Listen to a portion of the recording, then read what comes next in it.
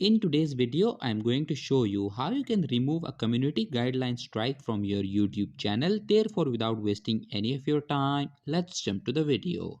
If you have received a community guideline strike on your YouTube channel and even after submitting an appeal, the community guideline strike has not been removed, then this video is for you. So in order to remove the community guideline strike from your YouTube channel, all you have to do is to open YouTube application. Click on your profiles icon at the top right corner and click on help and feedback. Click on the send feedback option, then click on get started. Now in this box you need to briefly state the issue that you are facing. I would suggest that you just copy paste whatever I am writing here.